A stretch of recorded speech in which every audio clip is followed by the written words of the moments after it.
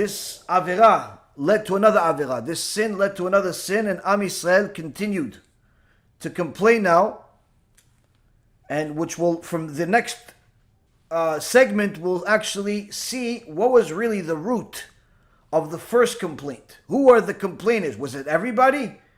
Or was it just somebody? Now you can easily say, oh yeah, it was the Erev Rav. You can always blame the Erev Rav. But again, what was behind it? So after HaKadosh Baruch Hu punished the leaders, we see the very next section, Vayomru mi yachilenu basar, that they started complaining, who will feed us meat? We remember the fish that we ate in Egypt, free of charge, the cucumbers, the melons, leeks, onions, and garlic. But now our life is parched. There is nothing. We have nothing to anticipate but manna. And Torah says that the manna was like a coriander seed, and its color was like the color of bedolach, and the people would stroll and gather it and grind it in a mill, or pound it in a mortar and cook it in a pot, or make it into cakes, and it tastes like the taste of dough kneaded with oil. When the dew descended upon the camp at night, the manna would descend upon it. So we see here that Am Yisrael is complaining not only about not having meat, but also that they're not in Egypt, where they had all this free food. All of a sudden they forgot that there were slaves there, and they were being killed just for not meeting the required amount of bricks that they had to make every single day.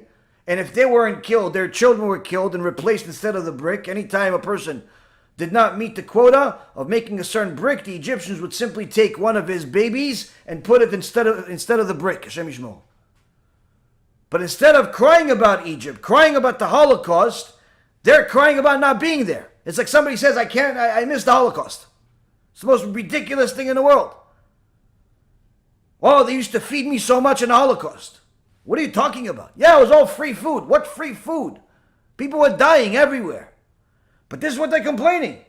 Who will feed us? We had fish. We ate in Egypt. We had cucumbers, melons, leeks, garlic. Who misses garlic? Even if you like garlic, who misses garlic? But this is what they're complaining about. And not only that, what do we have? We have manna. Now what's manna? So the Torah says, testifies, this manna was special. It's like a coriander seed. It came from Shamayim, had a special color. And you could cook it in different ways. It could turn into cakes, bread, or you don't have to cook it. So the question is, how are you complaining about this? How are you complaining about something that can taste any way you want? You want the manna to taste like steak? It tastes like steak. You want the manna to taste like ice cream? It tastes like ice cream. You want the manna to taste like, I don't know, whatever, cookies with chocolate chips on them? Tastes like chocolate chip cookies. Whatever you want it to taste like, it tastes like. And anyway, why are you complaining about meat? Everyone knows that there was an enormous amount of cattle that Am Yisrael had. Huge amount of cattle that the tribes had that were with them in the desert. Go ahead and slaughter one of these sheep, one of these goats, and go eat meat if you want. What are you complaining about meat? So from there we see already there's something fishy about this complaint. And the only way we can find the answer, Rabotai Yekarim, is if we go and dig into the Gemara. And the Gemara in Masechet Yomah, page 75a, brings this pasuk in our weekly parasha, in Bamidbar chapter 11 verse 9, discussing this manna. What is this manna? What is this complaint? Who complained? How can you complain? So the Gemara says, and like I said, Masechet Yomah, page 75a, that it's written in the verse that when the dew descended upon the camp at night, the manna would descend upon it, which implies that the manna fell in the camp itself. Came from Shamayim. And the people shall go out and collect each day's portion of manna, which implies that the manna fell just outside the camp.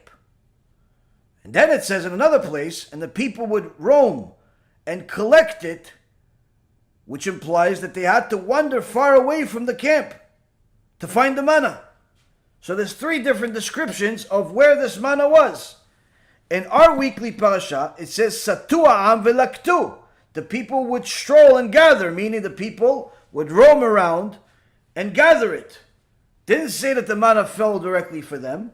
It didn't say that it was right outside the camp, but rather they had to go collect it. So what's the difference? From here we learn that the manna came from Shamayim for everybody, but where it landed depended on who you are and what you do. Therefore, we learn the Gemara says, Tzadikim yarad al petach betem. For the tzadikim, the manna fell inside the camp at the entrance of their homes. The guy opens up his tent. Oh, here's the manna. Manna for the wife, manna for the husband, manna for the kids, manna for the babies.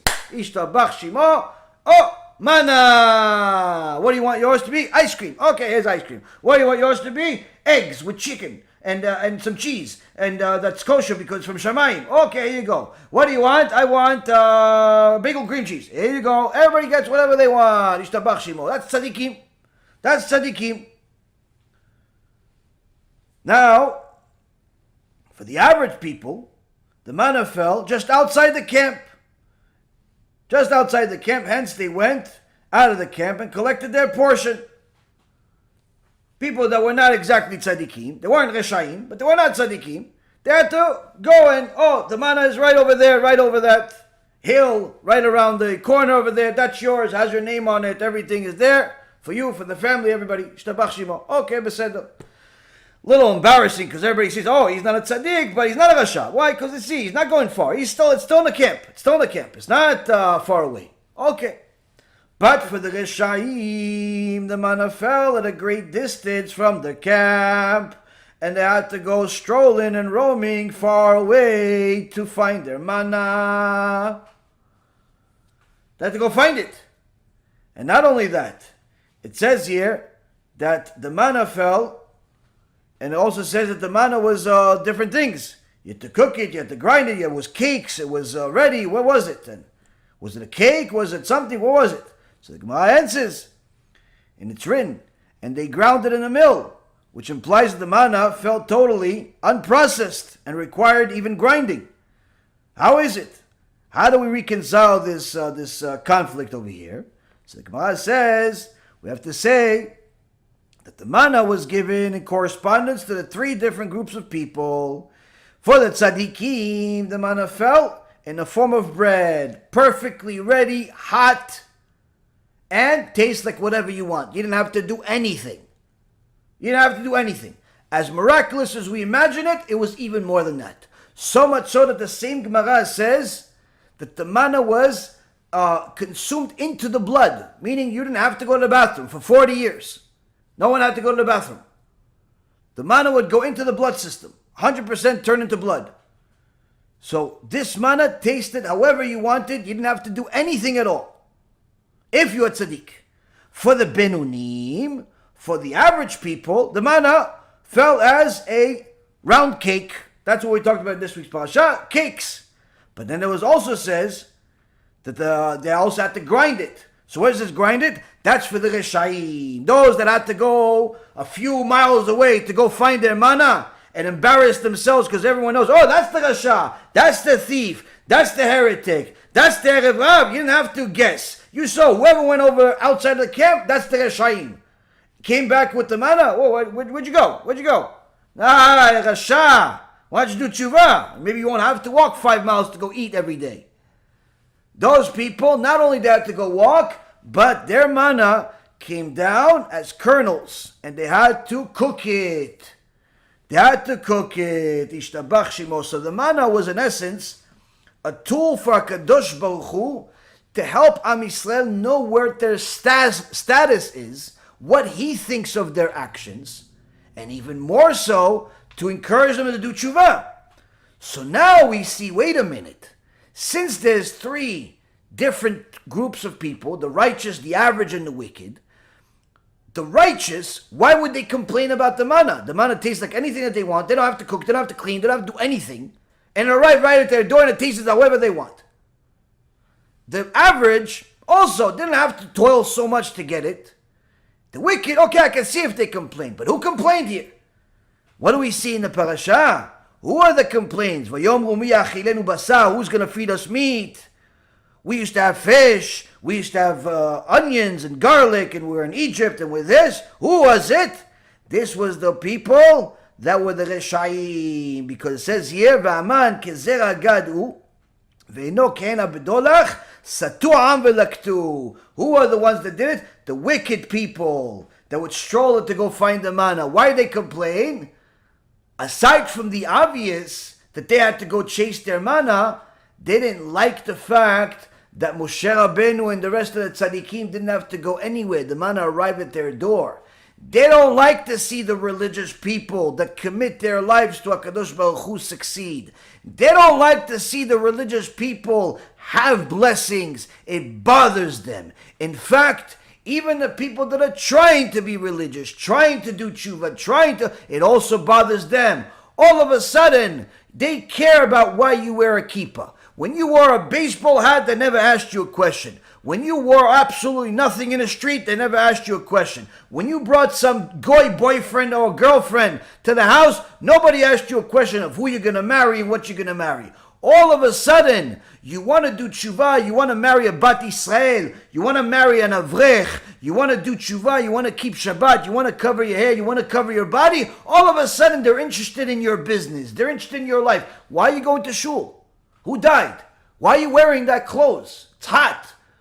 Why are you eating that? Why don't you come eat McDonald's? Why this? Why do you care about my life? Because the Reshaim can't stand the tzaddikim. Cannot stand the tzaddikim. Why? It reminds them that they are Reshaim. And it reminds them that they don't have an excuse to be a Rasha. Because if you can do it, they can do it. If you can do tshuva, they can do tshuva. And in essence, it obligates them. So what do? Misery likes company. They want you to be a Rasha with them. When you are a Rasha, when you are a Reshait, when you are looking like a Zona, when you are looking like some apikoros, when you are doing all these different things, nobody asked you who you're going to marry and what you're going to eat and what you're going to do and how you make your money. All of a sudden, you start to put a kippah on. All of a sudden, you have a kisui rosh on. All of a sudden, you're religious. Everybody wants to know your business and how you're doing it and why you're doing it. And they have an opinion about everything that you do. All of a sudden, they're the expert psychologist, psychiatrist, doctor, lawyer, whatever you want. They know everything and they feel like you should know and hear them out. Oh, how come you don't listen to me? I'm trying to help you out. Why don't you help yourself out, buddy? Why don't you help yourself out? You're in the process of a divorce for the third time. You are declaring bankruptcy. You're stealing from your customers. You're doing all types. Go help yourself, Habibi. What do you need to help me for? I'm religious. I'm trying to be religious. I'm trying to serve a Kadosh Baruch Hu. Leave me alone. I want to go to Shul Torah. I don't want to go to a club with you. I want to marry this Bat Yisrael, this Tzadikah. I don't need to go look somewhere else. But the Reshaim can't stand it. And don't think this is a new innovation. This is actually in the Gemara. The Gemara Masechet Pesachim says that the Reshaim hate Talmidei Chachamim even more than Esav hates them. And their wives hate Talmidei Chachamim even more. Why? These wicked people are worse than Esav. They're worse than the Arabs. They're worse than everybody else. This Duberman, Imach Shimo v'Zichro, that's Lieberman, Duberman, Doberman, dog over there to the Israeli government.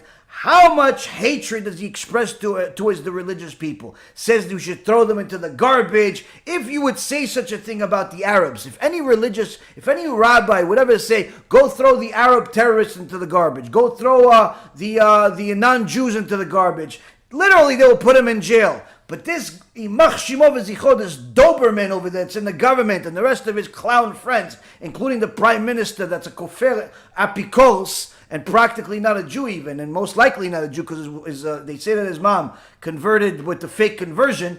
The point is these people hate religious people. Why? Not because of them per se, but rather because it's in them. The further you are from the Torah, the more you hate the Torah. The more you hate the people that comply with the Torah. And this, Rabotai Karim, is something that everyone goes through. Everyone goes through, and they have to overcome it. They have to overcome it. Many times people hear the story about Rabbi Akiva. Rabbi Akiva, before he did Tshuva, before he became Gdol Ador, before he became the biggest rabbi in the world with 24,000 students, Rabbi Akiva says that before he became religious, he hated Talmidei Chachamim so much that he wanted to bite them like a donkey so he could break their bones with his teeth. That's how much I hate. Everybody heard this story. But what everybody perhaps didn't hear is that there are countless people out there that have the potential to be a Rabbi Akiva of their community, a Rabbi Akiva of their class, a Rabbi Akiva of their entire city, a Rabbi Akiva of the generation. But they won't allow themselves to be the second part of the Rabbi Akiva. They only want to hit the religious people. They have the potential, they have the neshama to be a tzaddik, to be a gdol ador, but they won't overcome that hatred. Why? Because they're listening to all types of heretics and all types of apikosim that tell them that the Torah is not good for you. And unfortunately, Rabotai, there's a lot of people like that. There's a lot of hatred out there, but this is something that's supposed to strengthen you and your ability and your desire to help those people that are far away from the Torah. Don't bring them hatred and think that that's going to solve the problem. Surely if somebody's an enemy of the Torah, like Doberman over there, that's one thing. But if somebody is simply clueless, you should simply be the one that says, listen, Habibi, look, this is what Torah says. This is God that loves you. It gave you eyes, gave you ears, gave you a wife, gave you kids, gave you this. This is God. What does he ask you for? He gave you 24 hours. What does he ask you for? For an hour a day? What does he ask you for? What does he ask you to kill yourself? No, he asks you to learn his Torah, to do mitzvot. He asks you that your kids are modest, your wife is modest. He asks you to eat kosher food. What does he ask you for? You would show these people a little bit of Torah, and you could see that some of these people can turn into a Rabbi Akiva. Just a couple of days ago, I sent a message out there that I got an email from my very dear friend, the extraordinary Talmid Chacham, Rav Adam Sommer, in Eretz Yisrael, somebody that his study regiment is beyond understanding. He literally has a study regiment that's getting closer and closer to the level of Rav Kanievsky. He completes the Shas Bavli, the Shas Yerushalmi, the Zohar, the Midrash, the Tanakh, the Shulchan Aruch, and I think multiple other things that I can't even remember the names of every single year already for several years. Most people will never complete even one of those things throughout their whole lives. Now he learns with one of the Gdolim of the generation, Rav Horovitz, who wrote a book about 50 years ago that has to do with everything that we're talking about today. And BeEzrat HaShem, we'll share it at some point and bring it out to light again. And just the other day, he sends me an email and he says, today in the yeshiva, where he was learning with Rav Horovitz, a Jew that's already in his 90s, Baruch Hashem, Ad 120, teaching Torah already for over 5 decades. And all of a sudden, a man, 47 years old, Brazilian, from Brazil, shows up at the yeshiva unannounced with a suitcase. And he says to them, I want to learn Torah. I said, okay, fine, what do you know? He says, I don't know anything. I never learned Gemara. I learned, different shiurim and so on, but I never learned Torah like this. I want to learn. So, okay, come sit down. They start teaching them, talking, and then he sees, whoa, what's that? And Rav Horovitz says, oh yeah, this book. He shows them the book. Whose book? My book. Yesem Midbar Le'Agamayim. The Hebrew book. Rav Horovitz is a very big fan of the book, Baruch Hashem.